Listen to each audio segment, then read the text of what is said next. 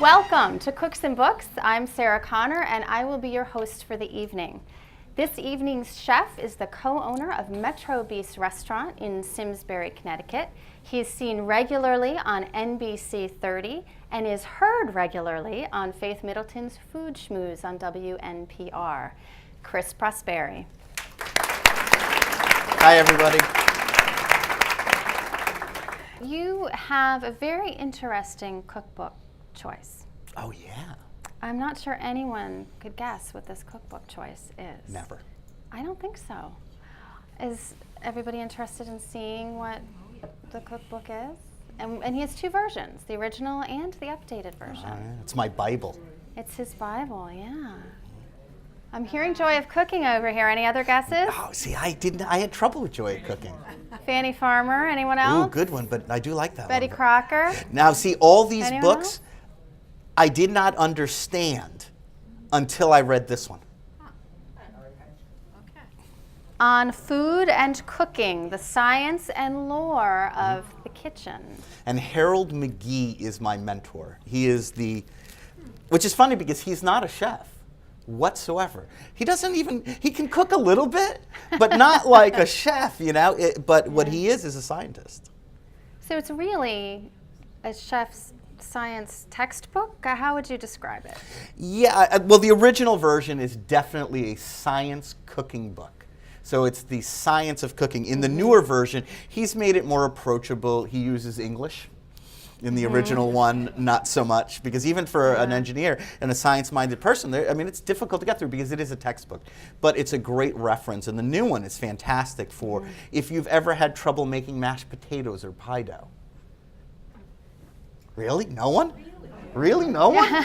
Anyone ever had trouble? I read the pie dough section 15 times, but I can now make pie dough. Would you call it a cookbook? In the traditional sense of the word, it's really not a cookbook. It's like book on cooking or I think it's a cookbook because it does more than a cookbook does. Yeah. So it's not a recipe book. It's not a recipe book. It's not a recipe book. But it's definitely a cookbook. A cookbook to me is a how-to. It should be right next to the plumbing books.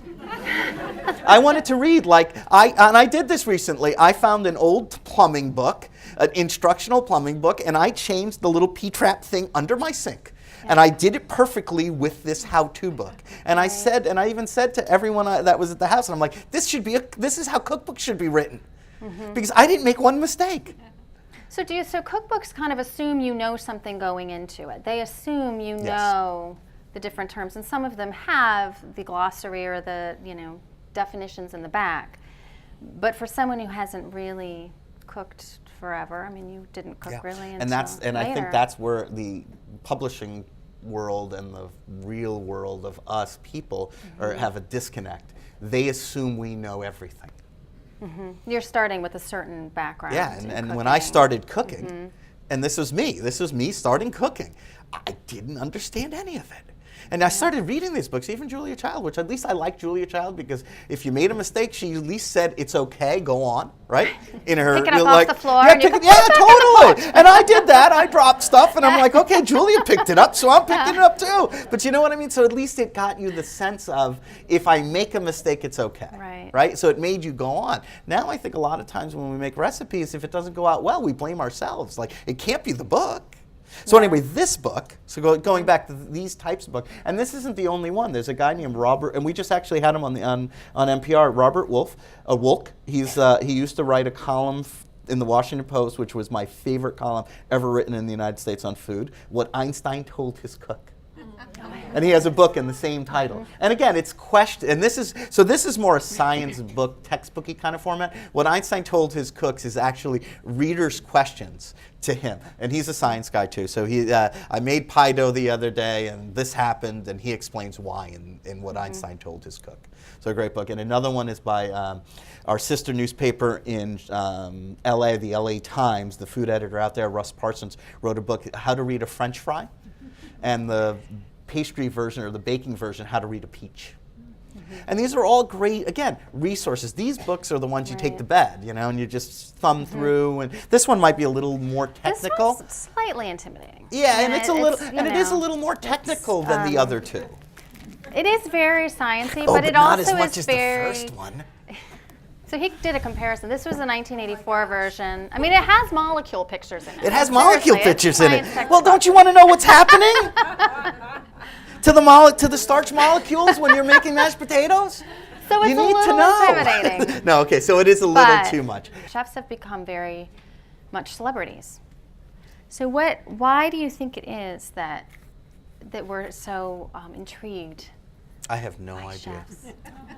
Do you have people I got that are nothing. just like, I mean, nothing? You know, I do it because I love being able to take what I know, boil it down, and give it to people to cook at home, because cooking at home is the answer to all our health issues and all our, right? Because if you can cook wholesome food, we can knock out all those things that are struggling us in our health as far as food in one shot if we all cooked at home.